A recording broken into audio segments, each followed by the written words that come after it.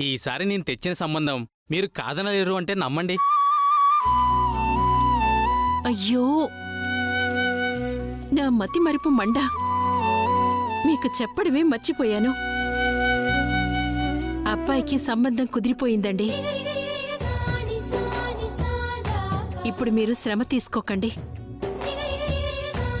మంచి మాట చెప్పారమ్మా. మీకు నచ్చిందంటే అమ్మాయి కుందన బొమ్మలా ఉంటుంది.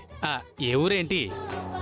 పెళ్లి ముహూర్తాలు పెట్టిస్తున్నప్పుడు అన్ని వివరాలు చెప్తాను పంతులు గారు. ఇంకా మాటల దగ్గరే ఉన్నాం. అన్నీ కుదరగాని మీకు కబురు పెడతాను. మంచిదమ్మా, ఉంటాను మరి. మంచిది.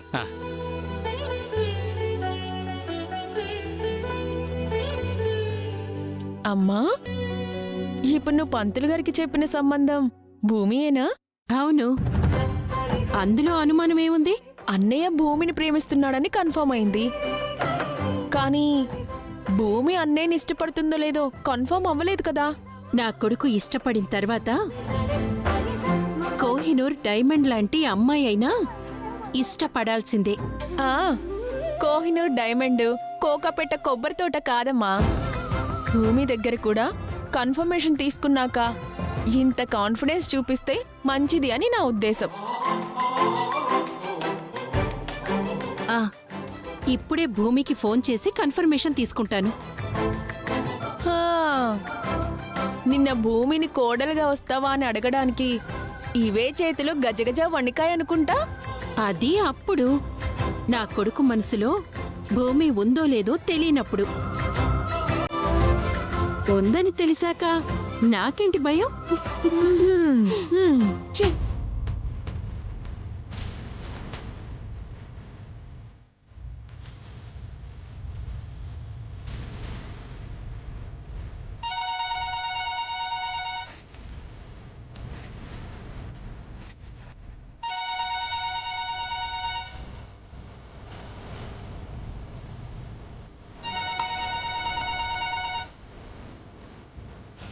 హలో అమ్మా భూమి, చెప్పండి ఆంటీ.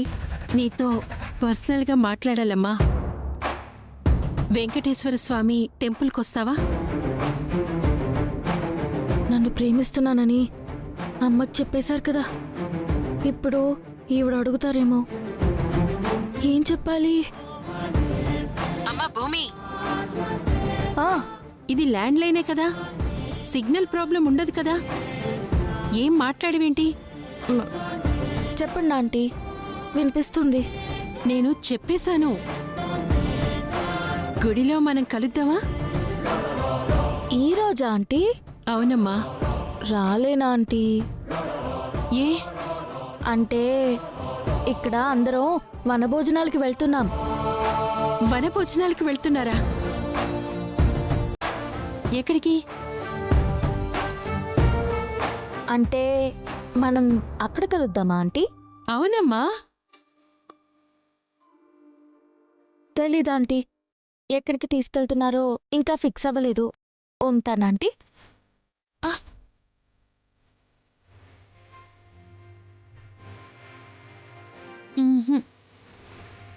ఎవరమ్మా? మళ్ళీ వాడేనా? కాదు, అత్తయ్య గారు. ఓ, ఏమంటోంది మీ అత్తయ్య గారు? గుళ్ళో కలుద్దామంటున్నారు. వనభోజనాలకి వెళ్తున్నామంటే అక్కడైనా కలుద్దామంటున్నారు మావయ్య. మరి కలుస్తానని చెప్పేయాల్సిందిగా.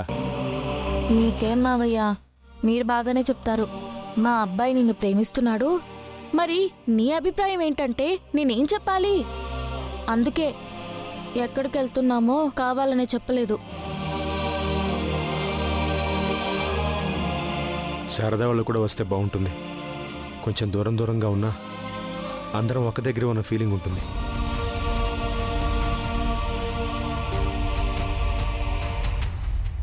లేదే, ఈరోజు నేను కాలేజ్కి రావడం లేదు. మా ఫ్యామిలీ అంతా కలిసి వనభోజనాలకి వెళ్తున్నాం.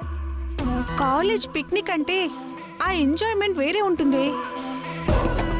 ఫ్యామిలీతో వనభోజనాల్లో కిక్కేముంటుంది?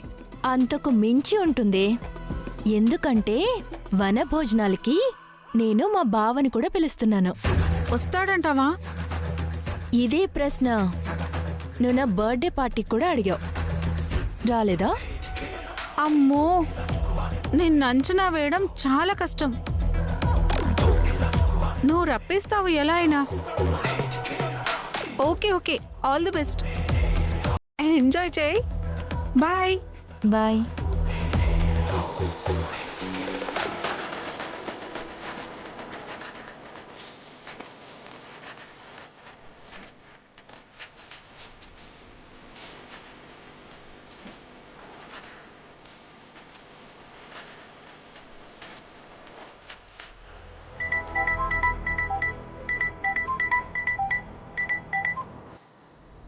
హలో. బావా, ఎందుకు ఫోన్ చేసావు చెప్పు. నేనెంతో ప్రేమగా ఫోన్ చేస్తే నువ్వు చిరాకు పడతావే. నీ మీద నాకుండేది చిరాకు, కోపమే. Just come to the point. అది కాదు బావా, ఫ్యామిలీ అందరం వనభోజనాలకి వికారాబాద్ వెళ్తున్నాం. నువ్వు కూడా వస్తే ఆ థ్రిల్ వేరే ఉంటుంది. కాదనుకు బావా, ప్లీజ్ రావా. నేను రాను. వికారాబాద్లో చాలా ఇంపార్టెంట్ పనున్నా కూడా నేను 100% రాను.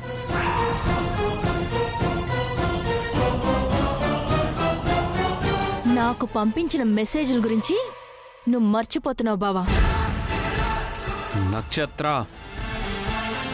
నువ్వు కాదు కదా, నీ బాబు, వాడి బాబు వచ్చినా కూడా బ్లాక్మెయిల్కి నేను లొంగే రకాన్ని కాదు. ఆ మెసేజ్ నీకు నచ్చిన సోషల్ మీడియాలో పెట్టుకో. I don't care. బావా బావా,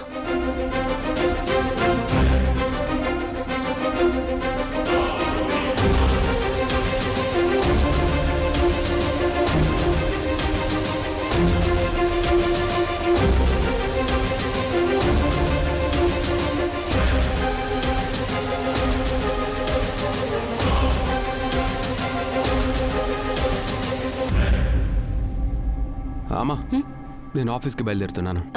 గగన్, మనం వనభోజనాలకి వెళ్దామా? ఏమైందమ్మా అందరికీ? ఎవరు మాట్లాడినా వనభోజనాల గురించే మాట్లాడుతున్నారు. అది ఆఫీస్లో నాకు చాలా పనుంది. ఇప్పుడైతే నేను రాలేను. కావాలంటే మీరు వెళ్ళండి. భూమి కూడా వస్తుందట.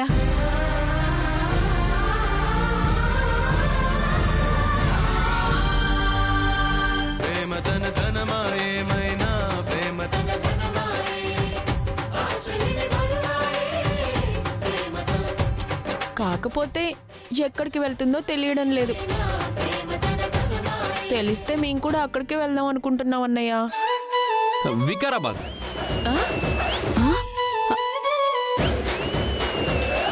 మీకెలా తెలుసు అన్నయ్య? నక్షత్ర ఫోన్ చేసి చెప్పింది. నక్షత్రానా? తను నీకెందుకు ఫోన్ చేసిందిరా? అదంతా ఒక పెద్ద కథమ్మా, వదిలే. కార్తీక మాసం సంవత్సరానికి ఒక్కసారి వస్తుంది. మీరు వనభోజనాలకి వెళ్దామని ముచ్చట పడుతున్నారు కదా.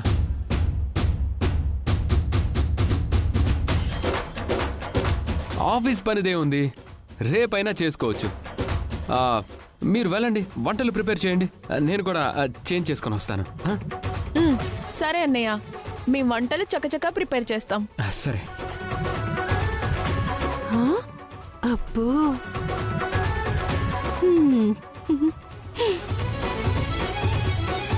ఆ నక్షత్ర వీడికెందుకు ఫోన్ చేసిందంటావు? ఎందుకైతే మనకెందుకమ్మా, అన్నయ్య మనతో రావడానికి ఒప్పుకున్నాడు, అది చాలు.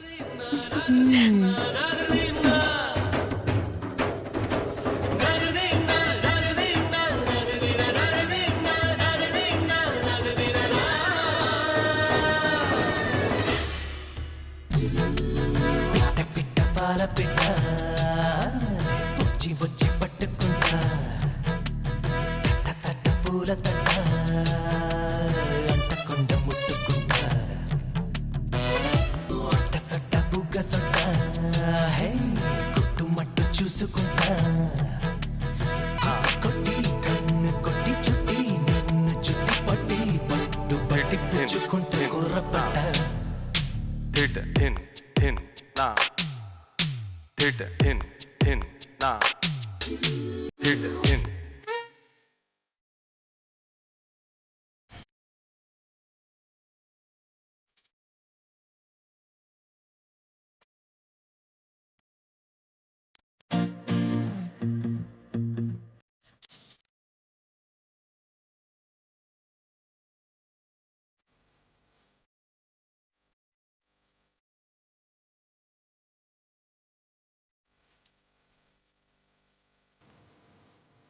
ఒరే అన్నయ్య, ఏం చేస్తున్నావురా?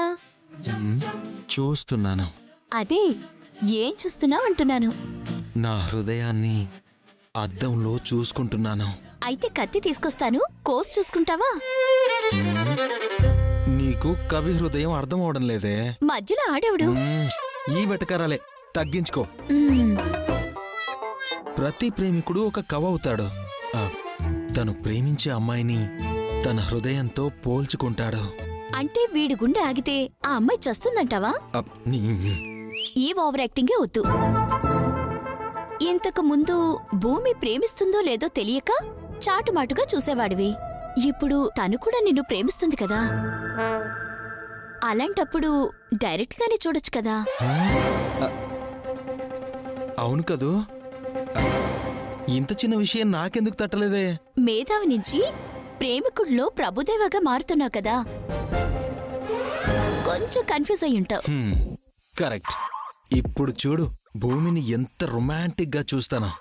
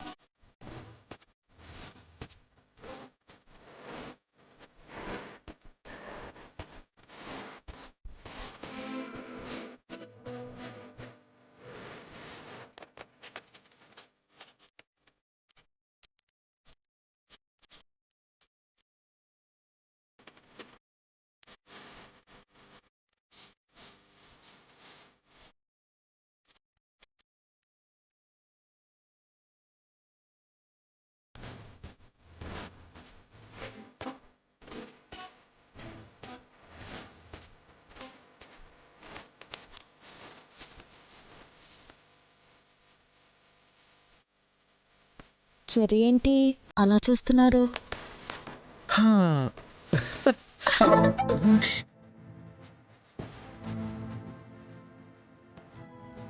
ఏంటి చెర్రీ ఈరోజు ఇంత తేడాగా ఉన్నాడు?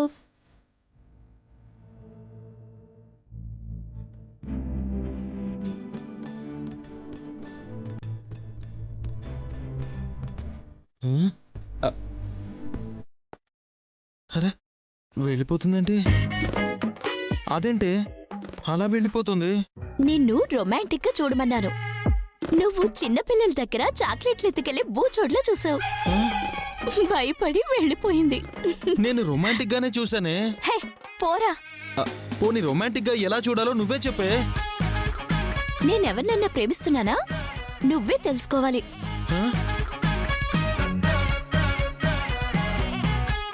పిక్నిక్ వెళ్తాం కదా, అప్పుడు చూడు, ఖచ్చితంగా పిక్నిక్ లో చూపిస్తా. అప్పుడు అర్థమవుతుంది ఈ చెర్రీగాడు ఎంత రొమాంటిక్.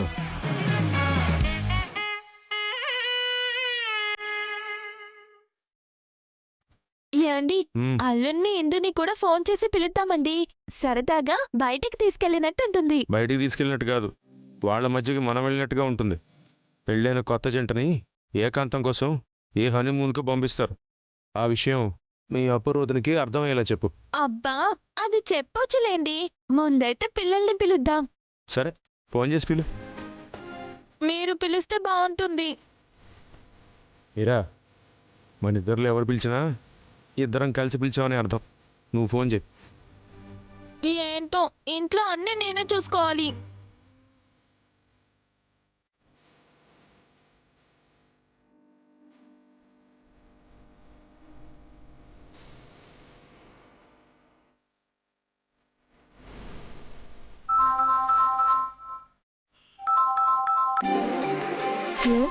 అమ్మా ఇందు ఎలా ఉన్నావు? బానే ఉన్నానమ్మా. ఒక్క రాత్రిలోనే పెద్ద పెద్ద మార్పులు వచ్చేసాయంటమ్మా. అదేంటి ఇందు అలా డల్ గా మాట్లాడుతున్నావేంటి? ఆహా, ఏం లేదు, బానే ఉన్నానమ్మా.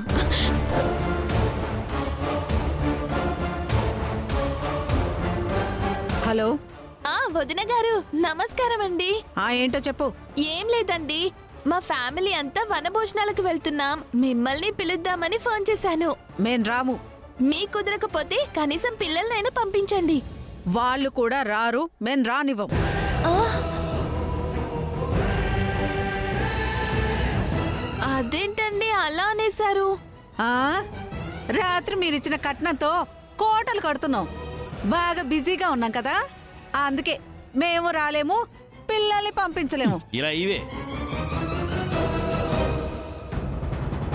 అదేంటండి అలా మాట్లాడుతున్నారు? ఇలా మాట్లాడక ఎలా మాట్లాడాలమ్మా? అయినా మా ఆవిడ చెప్పిందంటే తప్పేం లేదు. ఆ, మా అబ్బాయి రైల్వే గేట్ దగ్గర ఫ్రూట్స్ అమ్మడానికి వెళ్ళాడు. ఇదిగో మీ అమ్మాయిని బస్ స్టాండ్ దగ్గర స్వీట్స్ అమ్మడానికి పంపిస్తున్నాం. మీరేం మాట్లాడుతున్నారో నిజంగా నాకు అర్థం కావడం లేదండి. అరే మరి ఇంత మోసమా? ఆ, రాత్రి కట్నం అని చెప్పి బ్యాగుల్లో స్వీట్లు ఫ్రూట్లు పెట్టిస్తారా? ఆ, ఆ. స్వీట్స్ ఫ్రూట్సా? కట్నం కాదా? అయితే మా మాట ఇంత కట్టుగా ఉండదమ్మా. కావాలంటే ఇదిగో మీ అమ్మాయితో మాట్లాడండి. ఇదిగో మాట్లాడు మాట్లాడు. హలో. ఏంటిందో బ్యాగులో డబ్బులు లేవా? లేవమ్మా, మావయ్య గారు నిజమే చెప్పారు. అయ్యో, అపూర్వ వదనాలు చెయ్యదే.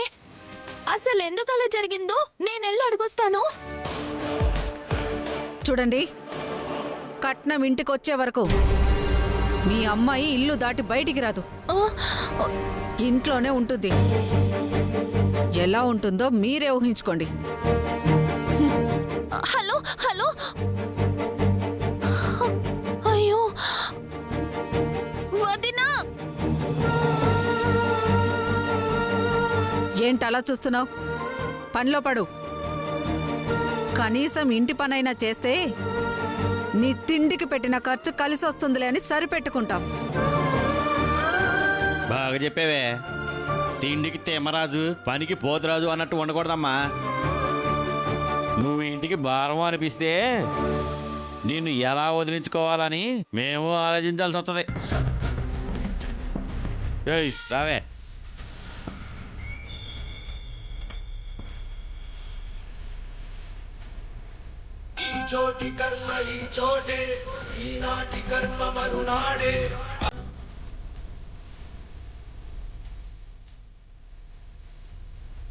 అమ్మాయి, నువ్విక్కడున్నావా?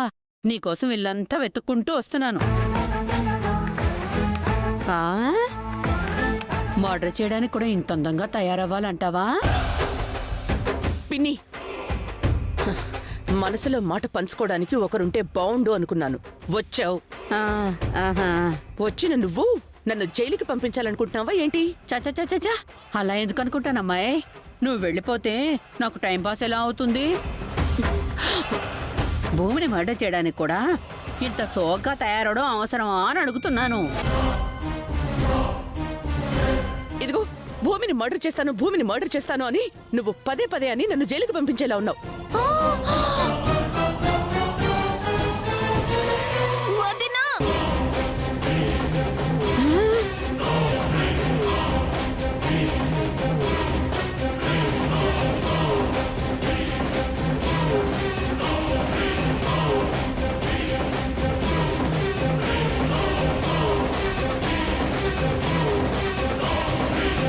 వినేసిందమ్మాయి. నేనన్నప్పుడు కాదు, నువ్వు తిరిగి అన్నప్పుడు వినేసింది. నువ్వు భూమిని మర్డర్ చేస్తావా? తనం చేసింది వదినా.